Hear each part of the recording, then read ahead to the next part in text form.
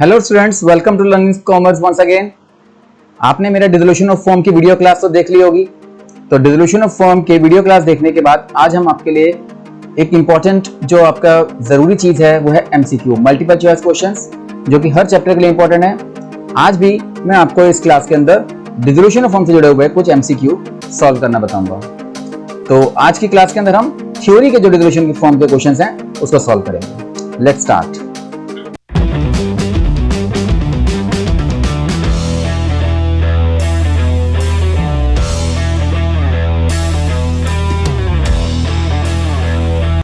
तो इसमें मैं आपको पहला क्वेश्चन जो बता रहा हूं, in which conditions a partnership firm is deemed to be dissolved. मतलब किन कंडीशन में पार्टनरशिप फर्म डिसॉल्व मानी जाती है?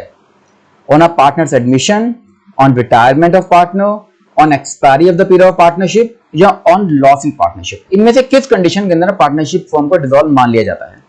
देखो, एडमिशन हो या रिटायरमेंट हो, इन केसेस में पार्टनरशिप डिसॉल्व नहीं होती, रिकंस्टिट्यूट होती है, चेंज होता है पार्टनरशिप एग्रीमेंट। और लॉस पर भी ऐसा नहीं है कि लॉस में हम पार्टनरशिप को बंद कर दिया, डिसॉल्व हो जाती है। ये जो पीरियड अगर बनाई गई है कि 3 साल, 4 साल, 5 साल में अगर पार्टनरशिप एक्सपायरी होनी है तो उस पीरियड की एक्सपायरी हो जाती है तो फर्म को डिसॉल्व मान लिया जाता है। तो एडमिशन, रिटायरमेंट या लॉस के टाइम पर नहीं, जबकि उसका एक्सपायरी पीरियड खत्म हो जाए उसके बाद हम उसको डिसॉल्व मान लेते हैं। सेकंड क्वेश्चन है कोर्ट ऑर्डर के accordingly court can make an order to dissolve. Court कब इसको डिसॉल्व के लिए ऑर्डर दे सकता है? When some partner has become fully met, partnership firm is fully followed, continued future profits are expected, and firm is running legal business. तो अगर firm legal business कर रही है तो भाई फर्म डिसॉल्व क्यों होगी? फ्यूचर प्रॉफिट एक्सपेक्टेड है तब भी क्यों होगी?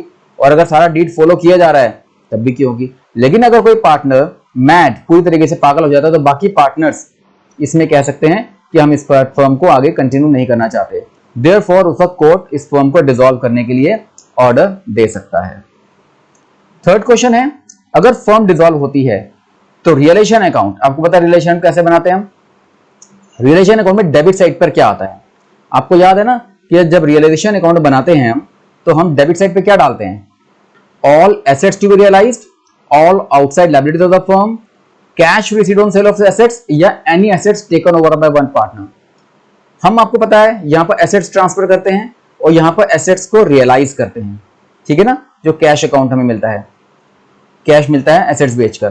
तो जो एसेट्स रियलाइज करने हैं, उस एसेट्स जो रियलाइज करने हैं उनको हम यहां पे ट्रांसफर करते हैं डेबिट साइड पर। तो इसका आंसर है all assets to be realised, वो हम यहां पे डेबिट साइड पे शो करते हैं क्योंकि लायबिलिटीज हम यहां शो करते हैं और कैश रिसीव्ड अगर सेल ऑफ एसेट्स होगा तो यहां पे शो होगा। और any assets taken over bye partner, अगर कोई एसेट्स टेक ओवर करता है तब भी उस पार्टनर का नाम लिख के हम यहां पर करेंगे। तो बाकी सब चीजें क्रेडिट साइड पे आती हैं, सिर्फ जो एसेट्स रियलाइज होनी है वो डेबिट साइड पर यहां पर शो होती है। फोर्थ क्वेश्चन है, अगर फर्म डिसॉल्व होती है तो out of proceed received of the sale of assets, यानी कि जो पैसा एसेट्स बेच के मिलेगा उसको फर्स्ट ऑफ ऑल कहां यूज किया जाएगा? पार्टनर्स कैपिटल का पेमेंट करने में, पार्टनर्स का लोन जो फर्म को दे रखा है वो, पार्टनर्स एडिशनल कैपिटल या आउटसाइड क्रेडिटर्स। इसमें पार्टनर्स की कैपिटल की बात तो सबसे लास्ट में आती है, तो ये तो हो नहीं सकता। एडिशनल कैपिटल भी उसी का हिस्सा बनेगी, तो या तो पार्टनर्स का लोन या क्रेडिटर्स। तो जो पार्टनर्स का लोन है उसकी पेमेंट क्रेडिटर्स को देने के बाद दी जाती है।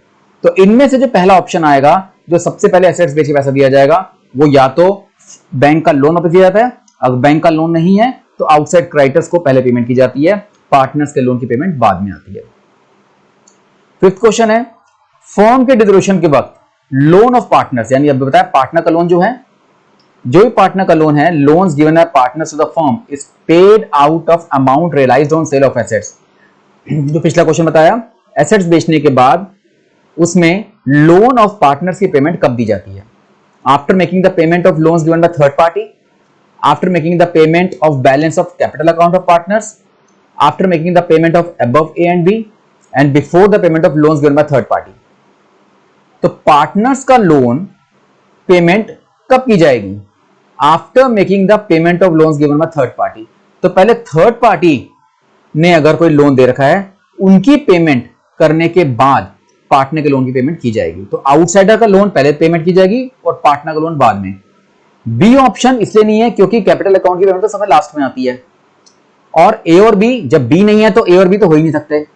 और loans given by third party, loans given by third party से पहले नहीं, loans given by third party के बाद। तो मतलब loans given by third party की पेमेंट करने के बाद हम पार्टनर के लोन की पेमेंट करते हैं। At the time of dissolution, eight which stage, किस स्टेज पर पार्टनर्स कैपिटल का बैलेंस पेमेंट होती है, यानी कि पार्टनर्स की कैपिटल की बैलेंस की पेमेंट कब होगी? तो सबसे लास्ट में होती है ना। तो after making the payment of third parties loan, yes ठीक है। Before making the payment of partners in respect of their loans, partner का लोन पेमेंट करने से पहले। After making the payment to third party as well as partner loans, yes. तो third party का loan और partner का loan देने के बाद जो पैसा बचेगा वो कैपिटल अकाउंट में यूज किया जाएगा। तो मतलब थर्ड पार्टी के बाद तो होना ही होना है, ये ठीक था, पर थर्ड पार्टी के अलावा पार्टनर का लोन पेमेंट करने के बाद जो पैसा बचेगा वो पार्टनर की कैपिटल के लिए यूज किया जाएगा। तो इसका ऑप्शन हो गया सी। फर्म के डिसोल्यूशन के वक्त which one of the following account should be prepared at last, सबसे लास्ट में क्या बनाते हैं? Realisation account, partners capital account, cash account या लोन अकाउंट? यहां पर कैश अकाउंट सबसे बाद में बनता है।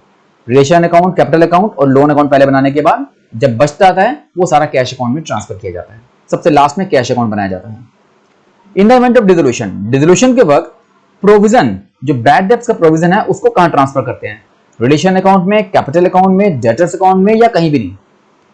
आपको याद होगा रियलाइजेशन अकाउंट के अंदर हम अगर एसेट्स यहां पे शो करते थे तो प्रोविजन फॉर बैड डेब्ट्स यहां शो करते थे और ये शो करते हैं यहां पर। It means provision of bad debts को हम कहां ट्रांसफर करते हैं? रियलाइजेशन अकाउंट में। तो इसका आंसर है रियलाइजेशन अकाउंट। नेक्स्ट क्वेश्चन है on dissolution if a partner undertakes to make the payment of liability of the firm, firm की लायबिलिटी को पे करने के लिए पार्टनर तैयार हो जाता है तो इज डेबिटेड, डेबिट क्या चीज करेंगे? वो कह रहे हैं डेबिट क्या चीज करेंगे? Profit loss account, realisation account, capital account या कैश अकाउंट? तो अगर हम रियलाइजेशन अकाउंट बना रहे हैं, सब रियलाइजेशन अकाउंट के क्वेश्चंस हैं, तो अगर कोई कंफ्यूजन होता है और डाउट लगता है तो मुझसे पूछ लेना कमेंट सेक्शन में अपना क्वेश्चन डाल के। तो प्रॉफिट एंड लॉस अकाउंट नहीं, जबकि जब रियलाइजेशन अकाउंट बना रहे हैं हम तो उसके अंदर ये जो पेमेंट है, लायबिलिटी, फर्म की जो लायबिलिटी मान लो क्रेडिटर्स की अगर कोई पेमेंट कर रहा है तो हम बी के नाम से यहाँ पे ट्रांसफर कर देंगे। बी जो है वो लायबिलिटी पेमेंट करने का तैयार हो गया। मतलब ये जो फर्म की लायबिलिटी पे करने के लिए अगर कोई पार्टनर तैयार हो जाता है तो उसको हम रियलाइजेशन अकाउंट में ही डेबिट में डालते हैं, रियलाइजेशन अकाउंट के डेबिट साइड पे डालते हैं। तो डेबिट में पूछा था तो रियलाइजेशन अकाउंट के डेबिट साइड पे ट्रांसफर किया जाता है। 10th क्वेश्चन है अनरिकॉर्डेड लायबिलिटी। अगर कोई अनरिकॉर्डेड लायबिलिटी यानी पहले लायबिलिटी नहीं थी वो अगर पे होती है तो उसको कहां डालते हैं? सेम ऐसे ही यहां पर हम डेबिट और क्रेडिट साइड पर रिलेशन अकाउंट के अंदर अगर लायबिलिटी यहां पे नहीं भी है कोई और उसकी पेमेंट अगर हो रही है टू कैश अकाउंट, यहां पर दिखाते हैं उस पेमेंट को भी, तो इसका मतलब उसको भी हम डेबिट साइड पर शो करते हैं। तो डेबिट कहां जाएगा? वो भी रिलेशन अकाउंट के डेबिट साइड पर ही जाएगा। तो सारी चीजों को ध्यान रखो, एक एक चीज आपके मैंने आपको अपनी जो वीडियो लेक्चर उसके अंदर देखोगे तो हर चीज बताई हुई है, आपके फुल फ्लेज्ड क्वेश्चन किए हुए हैं, सब चीज नजर आएगी आपको उसके अंदर। तो उसी पर बेस्ड हैं ये सारे मल्टीपल चॉइस क्वेश्चंस। सेम अगर एक और क्वेश्चन पकड़ते हैं, जब पार्टनरशिप डिसॉल्व होती है तो जो प्रॉफिट एंड लॉस होता है रिलेशन अकाउंट का वो हम डिस्ट्रीब्यूट करते हैं पार्टनर्स में किस किस रेशियो में? Capital ratio, profit ratio, equal या नन ऑफ द अबव? बिल्कुल, जो भी रेशियो होगी जो गिवन होगी, गिवन ना हो तो इक्वल, वन अगर गिवन है तो प्रॉफिट शेयरिंग रेशियो में ही इस प्रॉफिट एंड लॉस को हम डिस्ट्रीब्यूट करते हैं। फर्म के डिस्ट्रीब्यूशन वक्त जो अमाउंट रिसीव होता है अनरिकॉर्डेड एसेट के सेल का, यानी एसेट जो अनरिकॉर्डेड थी उसका सेल करते हैं तो उसको हम क्रेडिट कहां करते हैं? उसकी एंट्री क्या होती है? उसकी एंट्री होती है कैश टू रियलाइजेशन। तो मतलब साफ साफ बात है, रियलाइजेशन अकाउंट के क्रेडिट साइड पर हम इसको शो करते हैं। तो पूछा जा रहा है कि जो अनरिकॉर्डेड एसेट की सेल होगी उसका जो पैसा आएगा उसको क्रेडिट में कहां दिखाएंगे? उसको क्रेडिट करेंगे रियलाइजेशन अकाउंट में, किसी कैपिटल अकाउंट या प्रॉफिट लॉस अकाउंट या कैश अकाउंट में। कैश अकाउंट में डेबिट साइड पे आएगा, सेम चीज, पर वो क्रेडिट पूछ रहे हैं इसलिए रियलाइजेशन अकाउंट में क्रेडिट साइड पर ट्रांसफर किया जाएगा। रियलाइजेशन अकाउंट क्या चीज है? Nominal account, real account, personal account या रियल पर्सनल दोनों है? ये रियलाइजेशन अकाउंट जो है आपके सारे लॉसेस वगैरह को सारा बेचना खरीदना सबकी बात करता है और साथ में आके प्रॉफिट निकाला जाता है। तो रियलाइजेशन अकाउंट एक नॉमिनल अकाउंट है, रियल या पर्सनल अकाउंट नहीं है। अगर फर्म डिसॉल्व होती है तो पार्टनर्स के personal assets are first use for the payment of, यानी कि पार्टनर्स के पर्सनल एसेट्स को कहां यूज किया जाता है? फर्म की लायबिलिटीज में, पर्सनल लायबिलिटीज में, none of the two, any of the two. तो ये पर्सनल एसेट्स, पार्टनर्स के पर्सनल एसेट्स जो होंगे पहले पार्टनर्स की पर्सनल लायबिलिटीज करने के लिए, पेमेंट करने के लिए यूज किए जाएंगे। फर्म की लायबिलिटीज बाद में सेकंड नंबर पे, ठीक है। और अगर फर्म के एसेट्स बेचे जाएंगे तो पहले फर्म की लायबिलिटी पेमेंट की जाएगी, लेकिन क्योंकि यहाँ पार्टनर्स के पर्सनल एसेट्स हैं, उसको पहले यूज किया जाएगा पार्टनर की पर्सनल लायबिलिटीज की पेमेंट करने में, बाद में फर्म की liabilities. Partnership form is compulsory dissolve कब हो सकती है, यानी कि अब और कोई चारा नहीं बचता, डिसॉल्व करना ही करना है। जब business of the firm is declared illegal, when partner of firm dies, when partner of firm become insolvent, या when partner transfer his share to some other person without the consent of other partners. तो इसमें से अगर firm illegal declare हो जाए ना तो compulsory dissolve हो जाती है।